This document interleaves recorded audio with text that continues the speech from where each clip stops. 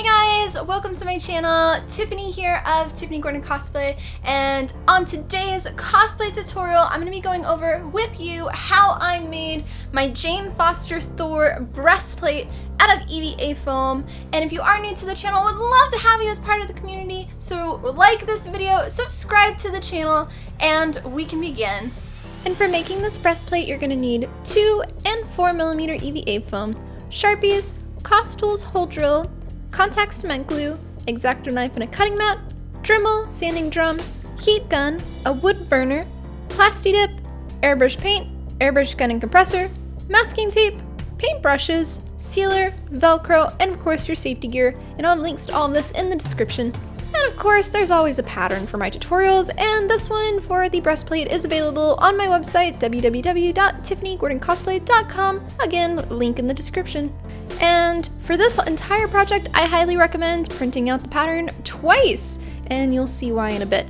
But for starting off this project, we're going to talk about the backplate first. And with the pattern, you're going to want to cut out all of the tiny little pieces and leave the pattern connected. You're going to use this piece of paper with the cutout holes to trace onto your 2mm EVA foam using a Sharpie, and this is going to be the easiest way for you to trace all the tiny little pieces. And before cutting out these pieces, you're going to want to heat treat them with a heat gun, and then you can use an X-Acto knife to cut them out. This way you're not having to deal with a bunch of tiny pieces flying around everywhere from the heat gun.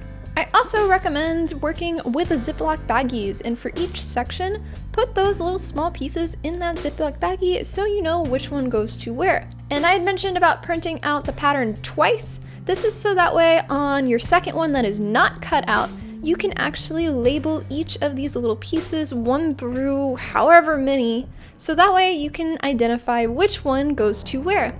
And don't forget to also label the pieces that you cut out. And let's just say, for me, this took quite a bit of Netflix shows going through, probably 2 seasons of Stranger Things, binge watching it, tracing and cutting all of these parts out. So find a show that you really like and have fun cutting everything out very slowly. And the next part that you're going to want to trace is the actual backplate piece. And for this, you'll trace it onto 4mm EVA foam, and again, heat treat it first and then cut it out using an X-Acto knife. And that same original pattern that you cut out all those tiny little pieces for, you're going to trace it again onto the backplate. This way you know where all of the pieces are going to be glued onto. Have fun again. Watch another show. And typically for me, when I glue my pieces together, you really only want to apply it where the pieces are going to attach. Otherwise, the contact cement glue leaves a texture onto the surface. Well, I wasn't going to try to do that for this one. So instead, I went ahead and covered the entire thing with the contact cement glue, even where the pieces weren't going to attach. So this gave an even texture throughout the piece. I will note this does give a little bit of problems down the line, but it's a nice texture here and there. And for applying glue to the tiny pieces, you're going to want to first get your masking tape and make it so it is taped to the table with the sticky side facing up, and then put all of your pieces onto the sticky part so it doesn't move around when you apply the glue. Once the glue on both of your pieces have fully dried, you can then start to attach them together. And I recommend using a pair of little needle tweezers to pick up each piece and apply them where you want. Once that's attached, you can then apply glue to the inner seams and then attach those 2 seams together once the glue has dried.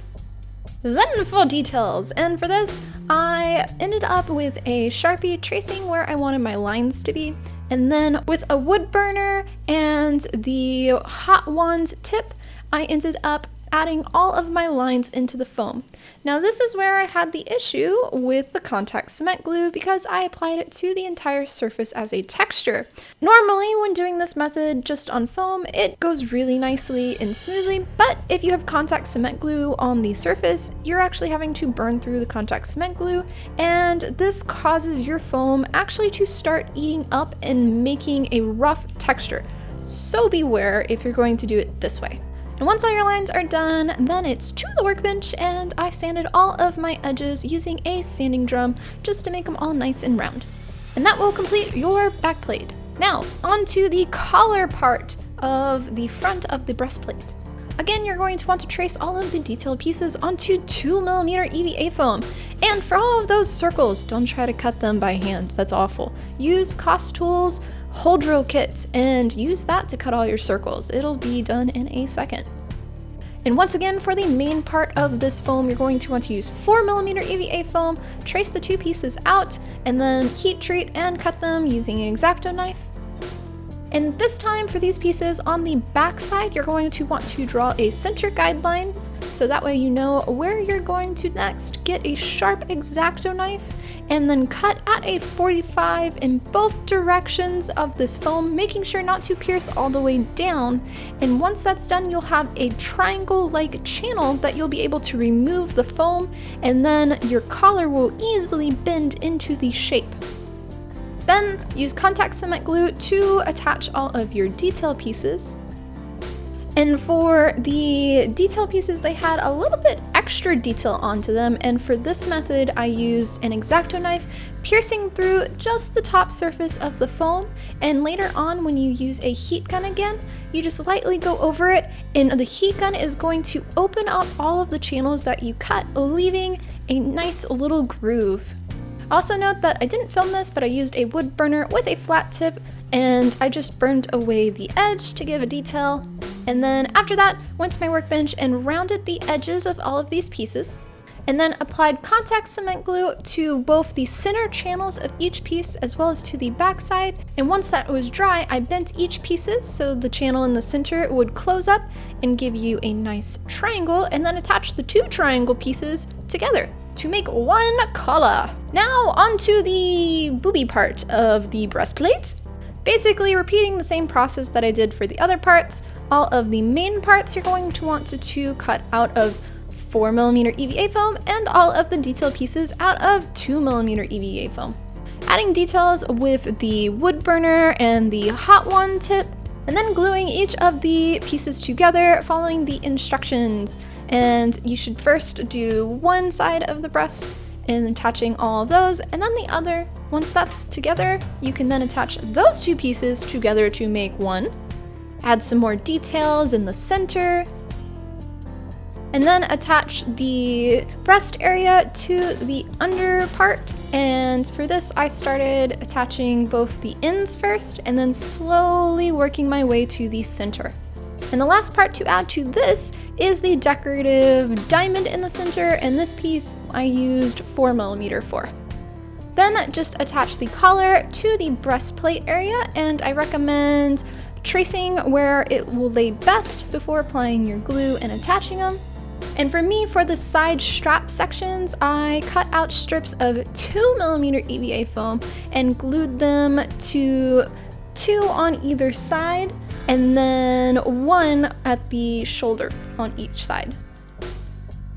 The only part that I didn't make out of foam was this little decorative thing that went on the straps, and nobody's gonna notice if it's there or not. But if you want it and you don't want to make it out of foam because it's really tiny, I have a 3D CAD file for it available on my website, www.tiffanycorncosplay.com, and I'll also have a link for that in the description. And that is it for completing the foam construction part of the breastplate. Now for priming it. And for doing this, I did 3 extremely heavy coats of Plasti Dip onto the front and the back side of each of the breastplate and the front plate. And once that's dried a full 24 hours, it is on to painting. And for this, I used my Iwata Eclipse airbrush gun, as well as Createx Colors Wicked Color airbrush paint. But if you don't have access to an airbrush gun, you can always hand paint this. I just like to airbrush paint, but you can follow similar methods to get similar results. And the first step is going to be for all of the gold sections. And we're going to start off with white as our base coat. This is going to make all of the colors pop so much more. So I applied this to all of the detail pieces on the back plate, as well as the 2 little detail pieces on the front, and the diamond section in the center of the chest. And when the white was dry, you can go on to the next color, which I used Pearl Copper, applying it to all of those pieces. And for shading throughout this piece, I like to do this type of method where you use jet black and you're going to apply it to the entire surface that you want to put shading on, and then with a paper towel you are going to wipe it away, and this is going to leave all of the black paint into all of the cracks and seams, and it's going to give it a more antique vintage like look. And once that's done, I always go back again with the original color, which was pearl copper, just to add a tiny bit more highlights and to make it not look so muddy. Then mask off all of these gold sections with masking tape and onto the next color. And again, we're going to be using a base coat of white, applying it to the rest of the surface. And this is going to cover up any of the gold extra spray that went off and just make everything nice and even. Once the white was dry, it's time to use Quicksilver onto all of the surfaces and make it stupid shiny. And it's too shiny, so let's make it more antique and get all of those nice shadow and just age it up a bit. And for this, again, I'm going to be using the same shadowing process, and this time you're going to want to work in small sections depending on your temperature, probably no larger than a 3 to 4 inch area at a time, so that way you don't have the paint dry fast enough. But while the paint is still wet and you apply it on the surface, use a paper towel and wipe up all of that. This will leave all of the black into the crevices, as well as, because your EVA foam has a slight texture, that's going to give a little bit of an antique-like look, especially since we had a lot of extra glue. So that's going to really make it look like armor. And once you are satisfied with the amount of black paint everywhere, I like to again go back with the original color, which was Quicksilver, into some of the more highlighted areas and just kind of make it pop here and there. And that is it for airbrush painting. Then when your paint is dry, you can remove the masking tape. And for camera reasons, I always like to go back and add just a tiny bit more black here and there, just because for photos and videos, it just makes it pop. But it's such a subtle thing that it's not necessary, but if you want to do it, you can. And I use a black Sharpie pen, just going along every single one of our edges and making certain spots a little bit darker. Then to seal your piece, and for this I like to use Createx Colors UVLS Satin Clear, applying it by hand with a paintbrush in a light, even coat. You want to make sure that it is not a milky color anywhere, because then it won't dry clear, it'll dry milky. You can also apply this using an airbrush gun, but I like to do this by hand with a paintbrush. Then you're going to want to apply Velcro for your straps. I recommend using the color black instead of white, because I did end up removing this and adding black Velcro later, because it just pops so much more when it's white and you want this to not be noticeable. But using non-adhesive bag Velcro, apply contact cement glue to the backs as well as to your straps, and then attach it to your pieces. And the last step for me was to attach leather straps onto our EVA foam straps, just because I wanted a consistent look throughout my cosplay, but you don't have to do this. But otherwise, that is how I made my breastplate and backplate. I'll also note, this beautiful, beautiful backplate that I made is hidden underneath a cape. So if you don't want to do the backplate, that's totally cool. But it's a cool little hidden Easter egg that I love, and it's probably one of my favorite parts on the cosplay that has only been seen by a very small amount of people. So there you go. Thank you guys so much for watching this cosplay tutorial, and I hope you found it helpful for making your very own breastplate.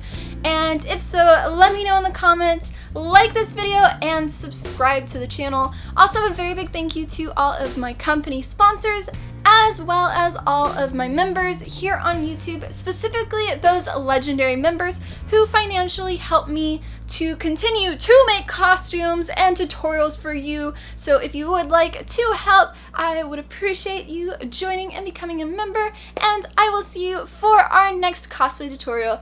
Much love, guys!